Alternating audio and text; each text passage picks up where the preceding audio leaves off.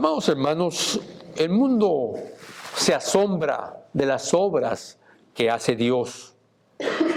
Sin embargo, a pesar de esas obras, el mundo ignora que ese poder y que esos beneficios que ellos reciben y que nosotros también no merecen la gloria, merecen que glorifiquemos a Dios, nosotros, todo hombre debía de obedecer a Dios, pero no lo hacen. Y eso precisamente fue lo que sucedió el 12 de octubre de 1972. Fue una muestra de fe, una muestra de esperanza, de inteligencia, de trabajo en equipo, de instinto de supervivencia, y todo eso viene de Dios. Es decir, los hombres, estos que vieron esa experiencia, mostraron fe, mostraron esperanza, mostraron inteligencia, mostraron un trabajo en equipo como una familia, mostraron un instinto de supervivencia que conmovió al mundo entero. Se conoce esto como el milagro de los Andes. Es aquella trágica historia, hermano, de aquel grupo, el que más se menciona es de aquel grupo, de aquel equipo de rugby que viajó de Argentina para Chile, pero que no lo acompañaban, no iban solo ellos, sino que iban también otras 29 personas, de tal manera que iban 45 personas en un avión militar, ni siquiera tenía un avión privado, sino que era un avión militar que llevó a esa gente y también llevó a otro grupo de personas, por supuesto, cobrándoles. Y ese avión sale entonces de Uruguay para Chile, pero hay problemas del clima y entonces ellos aterrizan en Mendoza, Argentina. Y luego al otro día salen de Mendoza y van para Chile. Y mientras ellos van, obviamente este relato es de los sobrevivientes. Solo 16 personas sobrevivieron y estuvieron 72 días en los Andes, en esa sierra que hay en Sudamérica. Y ellos cuentan que de repente empezaron a escuchar movimientos muy violentos, a sentir movimientos muy violentos del avión. Nosotros viajando para Mallorca, el avión se empezó a mover y yo vi a Adolfo colorado de lo dormido que estaba, pero fue muy fuerte. Pero cuando uno viaja constantemente, esas turbulencias se acostumbran, pero esto era más que una turbulencia. Porque si usted va en un avión y aquella turbulencia es fuerte, usted solo mire a los que atienden a la tripulación y si están tranquilos, usted tranquilícese. Y si no están tranquilos, usted ore y tranquilícese, porque al final lo único que puede pasar es que usted muera y se vaya a la presencia del Señor. Pero ellos no tenían esa creencia, así que ellos fueron para ese lugar y mientras van volando, el avión empieza a moverse violentamente. De tal manera que empiezan a asustarse porque el avión empieza a descender y a descender y a descender y luego empieza a pegar, ellos veían los picos de las montañas y veían cómo se iba acercando más y más. Y de repente se estrellan con uno y con otro. Y el avión está cayendo. Uno de los sobrevivientes, y esto es importante, llamado Eduardo Straub, cuenta lo siguiente: estábamos volando desde Mendoza para Santiago. Los picos empezaron a verse un poco más cerca, cada vez estaban más cerca y al poco rato empezaron a sentir movimientos muy violentos. Los picos se veían cada vez más cerca y la verdad que me empecé a aterrorizar. Esa es una de las cosas que él relata. 72 días, hermano, estuvieron en ese lugar porque no los encontraron. Fueron ellos los que fueron a buscar la manera de hacerlo. Otro de los que sobrevivió, Pancho Delgado, dice, él dice, uno se levanta de mañana. Escuche, eso lo dice él ya después de haber caído en los Andes. Y que incluso vieron a los que lo estaban buscando, ellos nunca los vieron a ellos. Él dice, uno se levanta de mañana y mira para los costados, esos picos nevados impresionantes. El silencio de la cordillera es majestuoso, sensacional. Es una cosa que aterra. Uno está solo, repite él, frente al mundo. Y les puedo asegurar que Dios está ahí. Sí, imagínense la perspectiva de lo que está pasando. El accidente que ellos vivieron, hermano, después de ese accidente en la cordillera, sus vidas no fueron iguales, sus vidas no fueron más lineales. Yo quise contarle, y no he terminado, esa historia, porque esta historia está narrando, hermano, que así como hay gente que cambia por cosas así, un giro, su vida, de un giro de 180 grados, mucho más la vida de un creyente. Nosotros no podemos comportarnos con tal rechazo a la gloria de Dios, pisoteando la autoridad de sus escrituras, pisoteando la santidad de Dios, abrazando el pecado, la mentira, etc. Si decimos que somos creyentes. Porque un creyente, hermano, es aquel que su vida ha dado un giro. Y nosotros tenemos que entender cada una de las cosas que nosotros hacemos. De hecho, hay dos personajes en esta historia. Uno se llama Fernando y el otro Roberto, que ellos decidieron moverse de ese lugar y caminar e ir montaña, pico tras pico, subirlo con nieve y bajarlo y subir al otro. Y uno de ellos quería rendirse, pero puntualmente, que se llamaba Fernando Parrado, él le decía que siguieran y él lo animó. Y ellos logran llegar a Argentina. Y entonces se descubre todo esto que había pasado. Ellos se comieron a la mayoría de los que ahí habían muerto. Si no, hubieran ellos muerto. Si hubieron tantas cosas que pasó en eso. Es una historia lamentable, hermano, inspiradora, pero transformó la vida de esos hombres en 180 grados. De hecho, había un joven que tenía solo 18 años, el más pequeño de todos. Y dijo, mi vida cambió en ese lugar. Y eso tiene que ver con lo que estamos estudiando en Romanos, porque se está hablando de la justicia de Dios, es decir, de que Dios declara al hombre justo. Y si unas montañas, hermano, insignificantes ante la grandeza de lo que Dios hizo, es decir, unas montañas impresionantes ante nosotros, y un accidente terrible cambió la vida de 16 personas, las únicas que quedaron vivas. ¿Cómo podemos nosotros negar el poder del Evangelio en este texto? Así que en nuestro texto, como ya se lo he dicho, hay 4 principios los cuales te enseñan que el hombre solamente es declarado justo por medio de la fe. Y el primer punto ya lo vimos, aunque vamos a repasar un poco: cree en su perdón. Y el segundo, cree en su gracia. Para regresar al primer punto rápidamente, hermano, el versículo 1 al 8, donde Pablo puntualmente dice que la justicia de Dios es revelada en el Evangelio. La justicia de Dios revelada en el Evangelio no llegó a ser algo nuevo para el Nuevo Testamento. Ya estaba en el Antiguo Testamento. No era algo nuevo para los seres humanos. En lugar de esto, fue testificada por la ley y los profetas. De hecho, ahí en Romanos capítulo 3, versículo 12, por favor, lea esto lo dice la ley.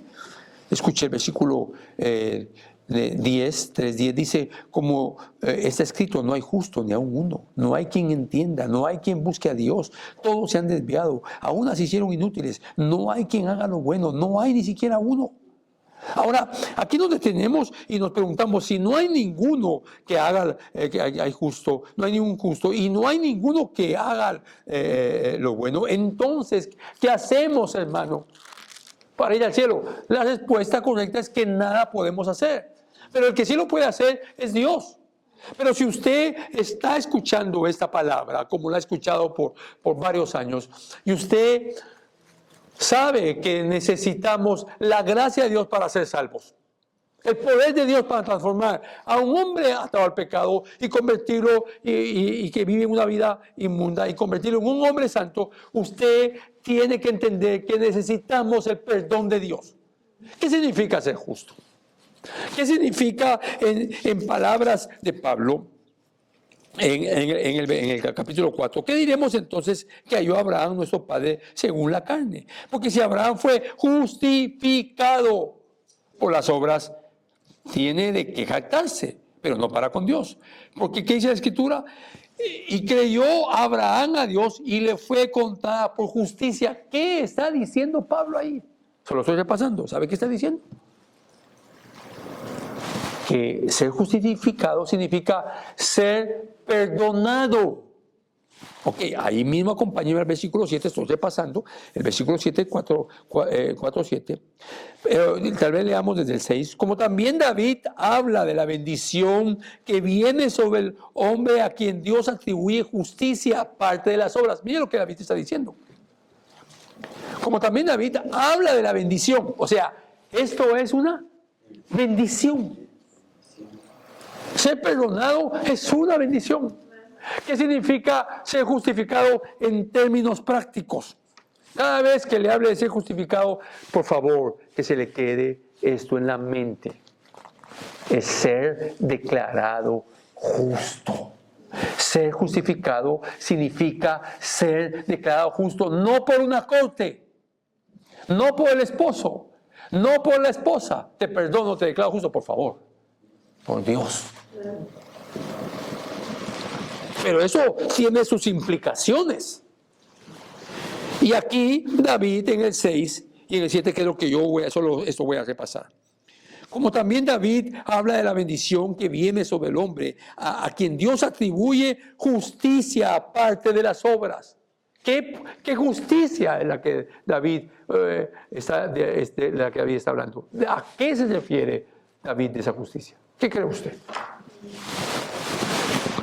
Pues ahí está, lea conmigo, el 7. Bienaventurados aquellos cuyas iniquidades han sido perdonados y cuyos pecados han sido cubiertos. Bienaventurado el hombre cuyo pecado el Señor no tomará en cuenta.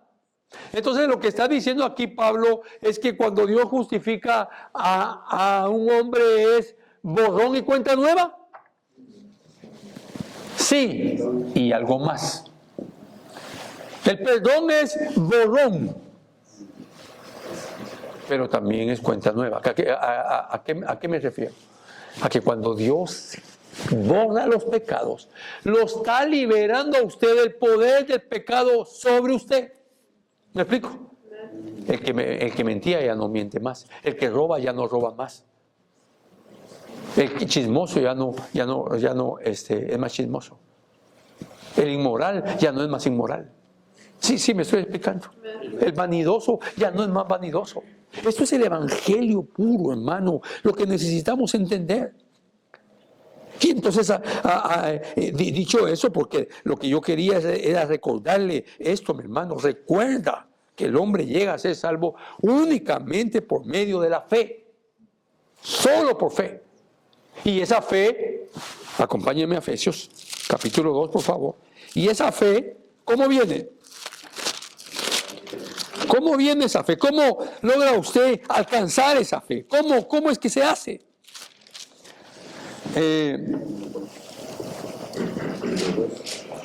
Capítulo 2 de Efesios. Si tiene su pluma y su lapicero, apunte este texto, hermano. Capítulo 2, versículo 8. Porque por gracia ustedes han sido salvados. ¿Por medio de qué? De la fe. Y esto no procede de ustedes, sino que es don de Dios. Entonces, hasta la fe, ¿qué es? Un don de Dios. La gracia, ¿qué es? Un don de Dios. La fe, ¿qué es? Un don de Dios. Y la salvación, ¿qué es? Un don de Dios. ¿Y usted qué hace para ser salvo?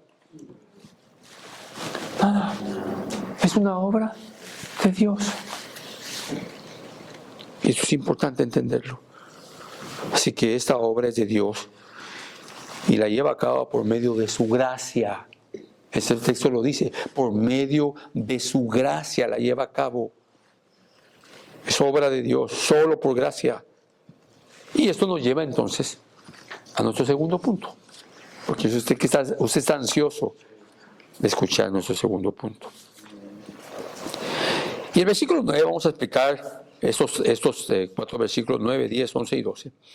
Es pues esta bendición, y ahora se centra en la bendición. Por eso, cuando usted y yo comenzamos a ver esto, amados hermanos, usted empieza a entender, por ejemplo, las cosas que ya ha recibido. Por ejemplo, nuestro primer punto es cree en su perdón. Y nuestro segundo punto es cree en su gracia.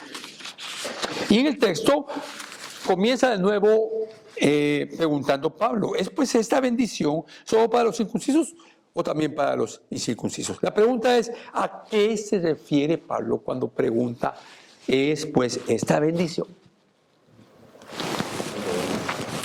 Bueno, esto vamos a explicarlo no hoy, hermano, lo vamos a explicar en el tercer punto el próximo domingo y vamos a finalizar ahí con el cuarto también. Pero le voy a adelantar un poquito, pero déjeme que llegue a eso. ¿Es pues esta bendición solo para los incircuncisos o también para los circuncisos? El apóstol pregunta si la bendición de la justificación es solo para los judíos. Recordemos que la ley demandaba que todo niño fuera circuncidado. Pero eso no es la respuesta. Por el contrario, Abraham recibió la justificación siendo incircunciso. Y como tal, se le dijo que se circuncidara. Pablo no para de plantear preguntas. Él estaba de hacer preguntas, se cuenta cuántas preguntas estamos haciendo, pero son preguntas retóricas. Y lo que pasa es que en esa época las preguntas retóricas comunicaban vivacidad. Es decir, comunicaban dinamismo, que comunicaban expresividad. Entonces Pablo los está desafiando. Les está diciendo a ellos, ¿ustedes creen que pueden ser salvos porque son circuncisos? Y la respuesta es no. No es la circuncisión. Pero hoy hay muchos que creen que son creyentes porque van a la iglesia. No hay nada malo en ir a la iglesia. Lo malo de ir a la iglesia es no obedecer. ¿A qué? A la palabra. De hecho, los rabinos de la época de Pablo creían o daban por sentado que la bendición pronunciada en el Salmo 32, 1 y 2 que le leí, se aplicaba exclusivamente a los judíos. O sea que solo ellos tenían perdón. Se sentían una élite. Algunos creyentes se sienten una élite, ¿verdad? Ay, no, es que a mí el Señor sí me ama. Mire, todos se enfermaron en esa semana, menos yo. No sé qué de verdad cree que Dios actúa así. Aquí está mi hijo preferido. Hay un solo hijo preferido de Dios. ¿Usted ya sabe quién es? No es ninguno que está aquí. Es Jesucristo. Es su hijo amado, exactamente. Es su hijo amado. Y es nuestro amado Señor. Así que ellos explicaban esto. Eso podía explicar la razón por la que Pablo expresa porque decimos, a Abraham su fe le fue contada por justicia. No porque era algo especial. Aquí la gloria es para Dios. Es Dios el que está otorgando por gracia la justicia. Ya entendió qué es la justicia, ¿verdad? El perdón de los pecados. Es que, hermano, usted y yo, ¿por qué debemos ir al infierno? Por pecadores. ¿Y por qué ya no vamos a ir? Porque Él nos ha justificado por medio del mérito de Cristo en la cruz del Calvario. Pero perdonar pecados no es solamente, hermano, como en la Iglesia Católica, rece 10 Padres Nuestros y 3 Aves Marías y ya los pecados le son perdonados por esta semana. Pero la próxima semana llegaba con los mismos pecados y hasta el doble. Entonces, si usted cree que es creyente, pero se mantiene con una lengua mentirosa, ¿qué está pasando ahí? ¿Qué le está diciendo su lengua? Que no es cristiana. Y si su lengua no es cristiana, los demás tampoco. No se asuste. Entonces aquí usted ve eso. Porque decimos a Abraham le fue contada por justicia. Y él responde a la pregunta anterior en los versículos 10 al 12. Pero espéreme un poquito porque vamos a llegar ahí. Él apela de nuevo, ya le he leído, a Génesis capítulo 15, versículo 6. Verdaderamente Pablo, hermano, está afirmando que el único medio que Dios toma en cuenta para declarar justo a un pecador es la fe. Es decir, es creer en la palabra de Dios, es creer en el Hijo de Dios, ¿Y esa fe de quién viene?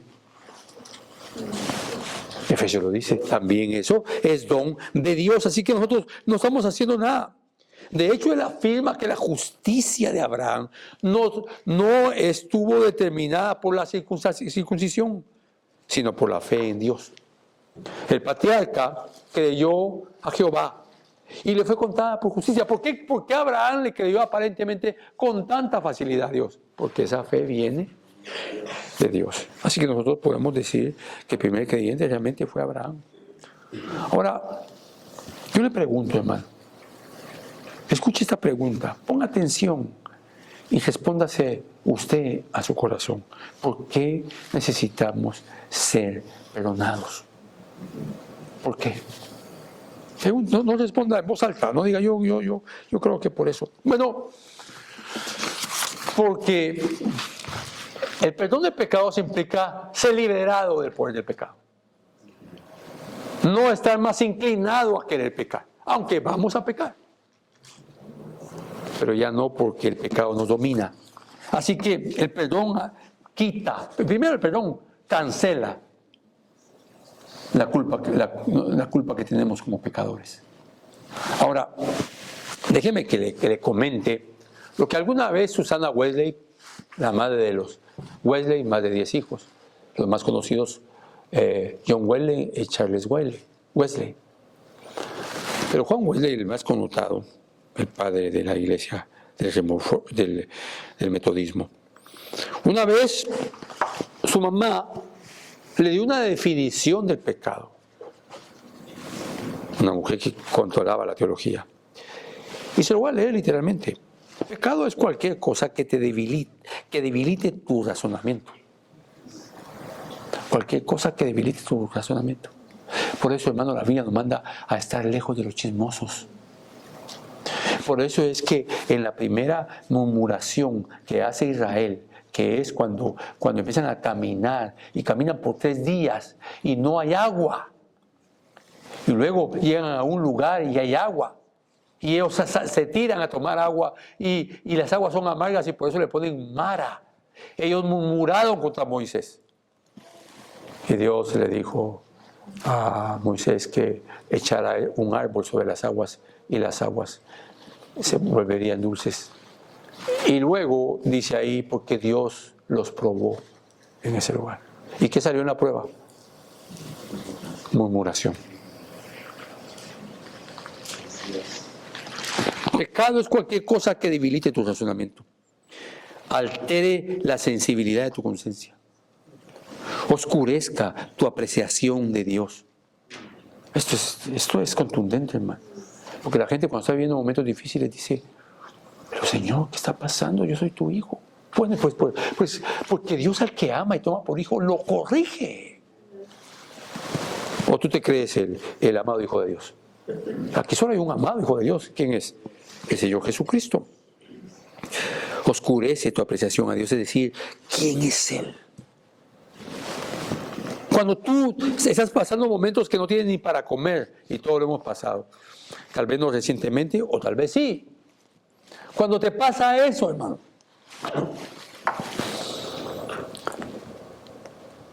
y tú te preguntas, ¿por qué, Señor? Debes entender que aún eso proviene de Dios y Dios sabe lo que quiere trabajar en tu vida. Oscurece tu apreciación, de Dios, dijo ella, o te quite la pasión por las cosas espirituales. O sea que ya cuando tú tienes una amistad que quieres estar platicando con ella, ya has perdido la pasión por orar, por leer la Biblia. Eso es pecado. Mire a dónde llevó Susana Wesley a su hijo. Está viendo un programa de televisión que termina un capítulo y quiere ver el otro y otra vez, y hasta que llega al final de los 22 capítulos, te ha quitado la pasión. Para decirlo en palabras concretas, la pasión por las cosas espirituales.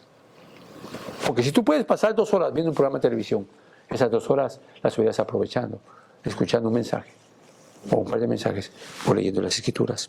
Y luego sigue ella.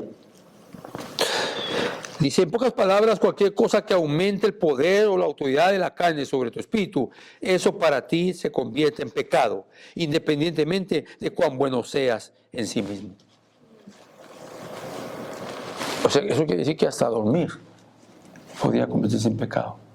De tal manera que te acuestas a las 9 de la noche y no oras, y te levantas a las 7 de la mañana y entras a las 7:30 al trabajo y no oras. Así que pecado no es solamente andar en chismes. Es todo aquello como cualquier cosa que debilite tu razonamiento, altere la sensibilidad de tu conciencia. ¿Acaso no David, amados hermanos, cuando subió al balcón de su casa y vio a aquella mujer desnudándose, no eso debilitó? O no, bueno, no la vio desnudándose, la vio bañándose. Pero ella no tenía problema, porque ella estaba en su casa bañándose, pero David estaba en más alto. Y él no salió para verla, y cuando la vio debió haber sentado, pero debilitó su razonamiento. Así que eso es muy importante entender esto, hermano. Si nosotros no entendemos esto, estaríamos en problemas serios. Mire, la palabra justicia en el Antiguo Testamento viene de una palabra que se usaba para una caña de medir. Eso se utilizaba en construcción. Pero ellos la utilizaban, los judíos, como una metáfora de la construcción usada para describir el carácter de Jehová recto. Se ponía la vara de medir como hoy el medidor en la construcción. Y se ponía esa vara y decía, eso está recto. Entonces ellos lo utilizaban como una metáfora para hablar del carácter de Jehová recto. Y todos los humanos torcidos. Porque el pecado que ha hecho con los hombres es torcerlos. Entonces la justicia de Dios es eso, es que Dios te pone en el camino correcto y te endereza. En el Nuevo Testamento, la palabra justicia es usado en el sentido posicional legal, y eso le va a parecer extraño, pero luego lo va a entender. Forense. Pero no forense, claro que viene de la palabra forense que se utiliza en los crímenes, pero esa palabra forense antes de los crímenes, y es legal. Significaba una sustitución penal.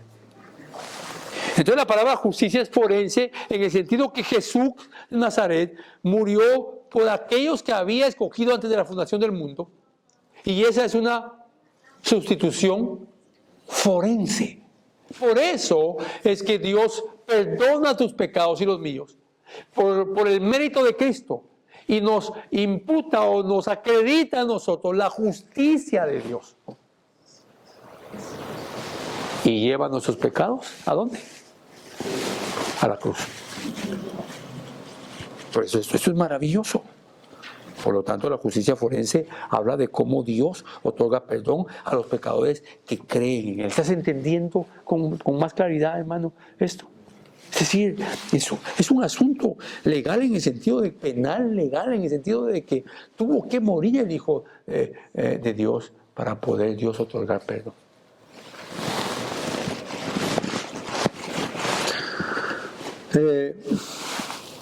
Si tú eres pecador, no arrepentido, tú estás en posición hacia el infierno hoy. Y si tú eres un pecador arrepentido, tú estás en posición hacia el cielo. El que está en posición hacia el cielo debe entender algo más. Y el que no está en posición hacia el cielo debe arrepentirse y clamar a Dios para que le perdone sus pecados. Te pregunto esta mañana, ¿eres tú un justo? Es decir, uno que Dios ha cancelado su deuda de pecado. Puede que tú digas sí. Entonces te hago otra pregunta. ¿Qué significa ser perdonado? Significa que Dios te ha puesto en el camino de la santidad. ¿Qué significa eso? No creo que necesitemos explicar eso. Amas lo santo y odias lo inmundo. Odias el pecado y amas la santidad. Hermano, un ejemplo, solo es una ilustración. Estás viendo a dos mujeres besarse, ya sea en la televisión o afuera. ¿Qué tienes que hacer? ¿Qué sería lo más práctico hacer? Si es en el televisor y si no encuentras el control, tápate los ojos. Y si estás afuera, dale la vuelta. No, hermano, pero yo soy mujer y eso a mí no me afecta. No te afecta el pecado. Esa tu doctrina no la conocía. El pecado afecta a todos. No, yo soy muy hombre, hermano. A mí si veo a un hombre besándose. No, si no, tu hombría no está en juego. Lo que está en juego es tu santidad. Sí, me estoy explicando.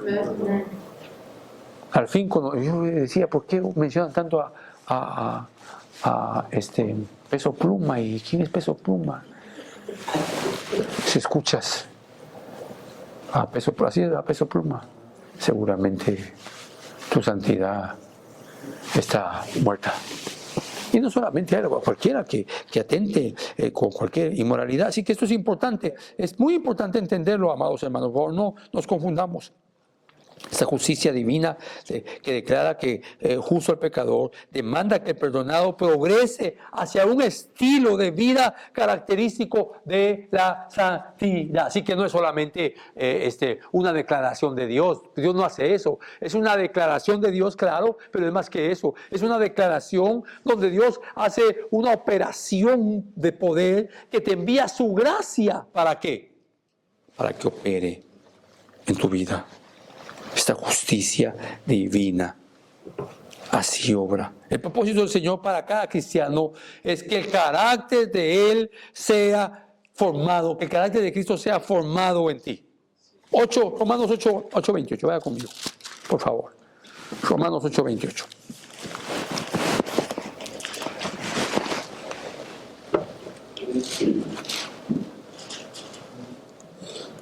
¿Lo tiene?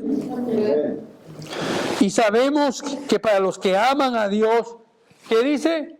Todas las cosas cooperan para bien. Esto es, para los que son llamados conforme a su propósito. Siga leyendo.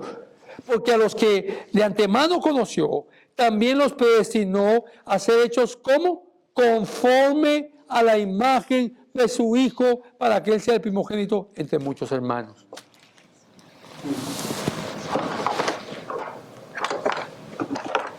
¿Hay problemas entre nosotros? Sí, los van a ver siempre. Hermanos, queridos, no sean hipócritas. Es decir, el lugar donde más encontramos, el lugar donde es un horno que lo están a usted y a mí formando, es el hogar. Los niños, cuando eran chiquitos, se peleaban por un juguete, se aventaban, y ya cuando crecen ya no se pelean por un juguete. Ya son encontronazos de carácter, de egos, de argumentos, y también el esposo y la esposa. Y no se asuste por eso, es normal. Lo que no es normal es que hayan golpes con la lengua o golpes o maltratadas, eso sí no es normal. Pero le hablo de esto porque es una formación. De hecho, Carlos Páez, que es uno de los sobrevivientes y que es el más joven, dijo: yo siento que renací en los Andes. No me refiero al nacimiento biológico, dijo, sino a la formación de un joven de 18 años que cayó entre los picos nevados y exigido por la realidad se fue templando a los martillazos. Si tan solo todos los creyentes entendiéramos eso, que el carácter de Cristo no se forma con sobarle la espalda, sino con martillazos y martillazos y martillazos, porque es la única manera, porque tenemos una batalla de muerte contra el pecado. Si tan solo entendiéramos esto, hermano. Esto no quiere decir que una vez que somos salvos tenemos el Espíritu Santo viviendo en nosotros, hermano, nuestro estilo de vida no sea importante. Es decir, la meta de la vida cristiana no es solamente ir al cielo y morir. No. Es sobre todo ser como Cristo. A eso nos llamó Dios. Ser bienaventurado, ser un bendito, porque el texto que Pablo toca dice, es pues esta bendición solo para los incursisos, pero lo que Pablo toca en eso ser bienaventurado, un bendito, un justificado, es haber sido transformado por el poder del Evangelio. Esto se evidencia en una vida cambiada, la cual continúa transformándose.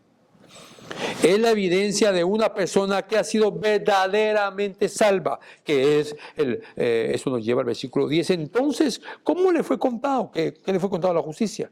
¿Siendo circunciso o incircunciso?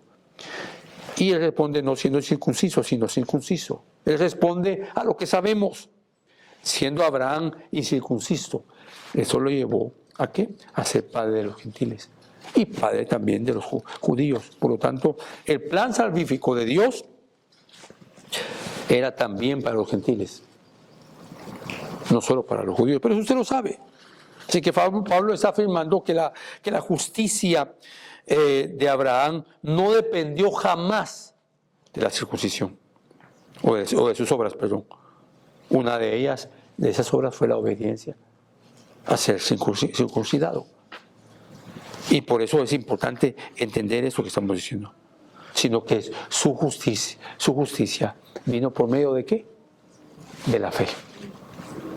Y esa fe la recibió por gracia, por haber creído en Dios, de confiar en Jehová. Hay que más adelante no hoy lo vamos a ver, porque la salvación es por gracia. Y no puede ser, y nunca ha sido, hermano, nunca ha sido por obras. Lea conmigo el verso 11. Y recibió la señal de la circuncisión como sello de la justicia de la fe que tenía mientras aún era incircunciso, para que fuera padre de todos los que creen sin ser circuncidados, a fin de que la justicia también a ellos les fuera imputada. Lo primero que debemos de ver aquí es esta primera oración, que creo que es la que vamos a explicar y la que nos va a ayudar. Y recibió la señal de la circuncisión. Mire, en español está traducido con un artículo, la señal. Y eso la define. Y entonces podíamos entenderlo como la gran señal. La gran señal del pueblo judío fue la circuncisión. Pero en griego no tiene artículo. Entonces se debe traducir, y recibió una señal. Ellos tuvieron muchas señales. Una señal, la cual es la circuncisión. Porque dice, como sello de la justicia. Si fuera la gran señal, todos tendríamos que circuncidarnos y ser judíos. Pero recibió una señal. Él, como sello de ¿qué? De que había sido justificado, de que le habían sido perdonados sus pecados. Como sello de la justicia, de la fe que tenía mientras aún era incircunciso. Dese cuenta el énfasis. La justicia por la fe, la justicia por la fe. No es porque usted hace obra, no es porque usted se porte bien, no es porque usted de grandes ofrendas, no es porque usted trata de ser el mejor papá, el mejor padre, el mejor hermano, el mejor hijo. No, todo eso sin Cristo, obras de inmundicia. Y todo eso con Cristo está bien, pero ya no es obra suya, sino que es la consecuencia de lo que Dios ha hecho. Así que esto es importante. Por eso quería decirle esto. Esto aclara que la circuncisión no era la gran señal, sino una señal. Una señal de que Abraham había sido justificado. El versículo 12 dice, y padre de la circuncisión para aquellos que no solamente son de la circuncisión, sino que también a los que siguen los pasos de la fe que tenía nuestro padre Abraham cuando era incircunciso. Ese versículo 12, hermano, Pablo enseña que tanto gentiles como judíos deben seguir el camino de la fe para poder ser justificados por Dios.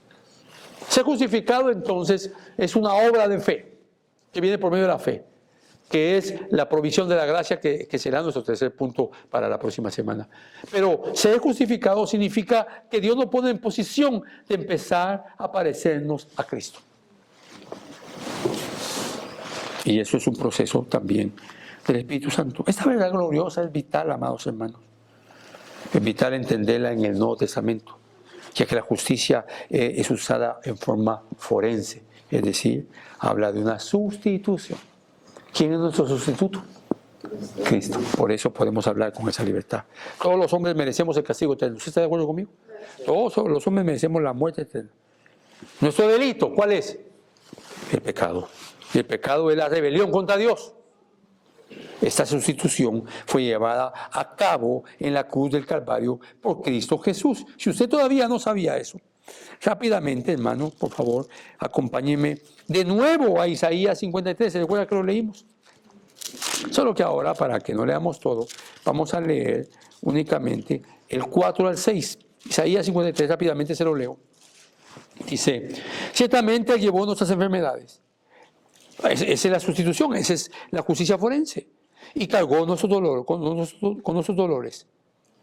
Y con todo, es decir, los dolores por la ira de Dios.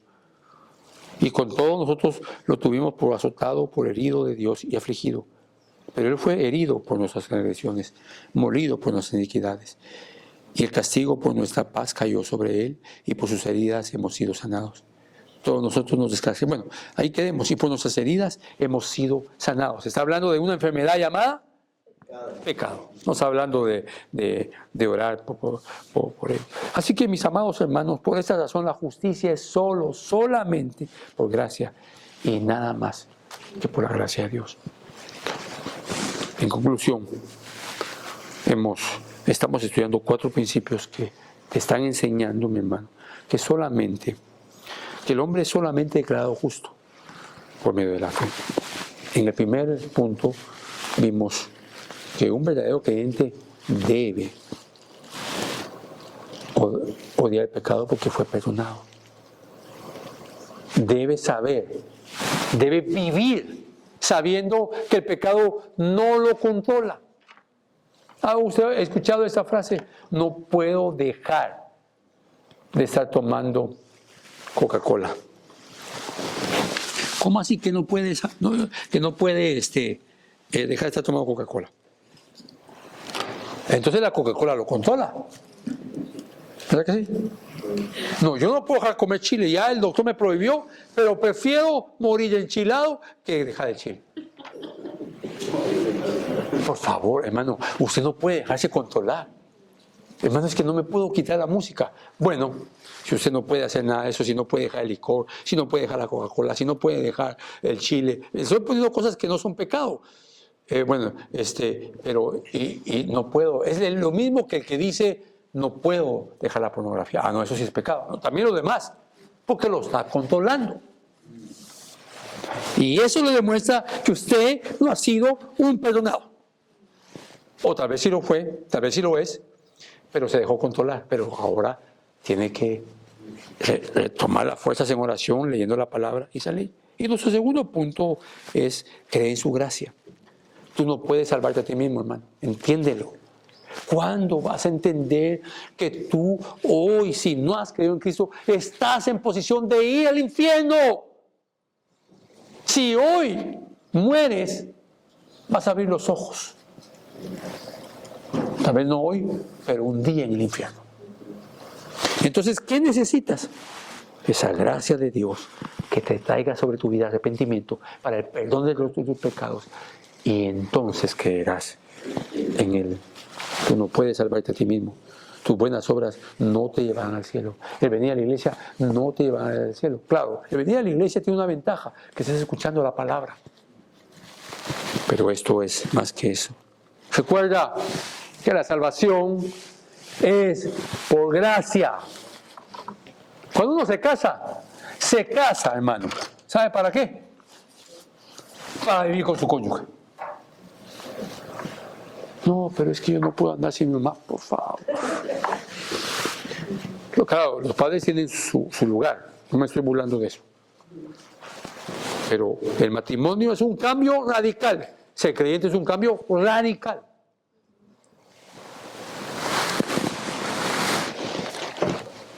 Y termino con esto, hermano. No hay mérito humano que tenga algún valor, que pueda colaborar para que vayas al cielo.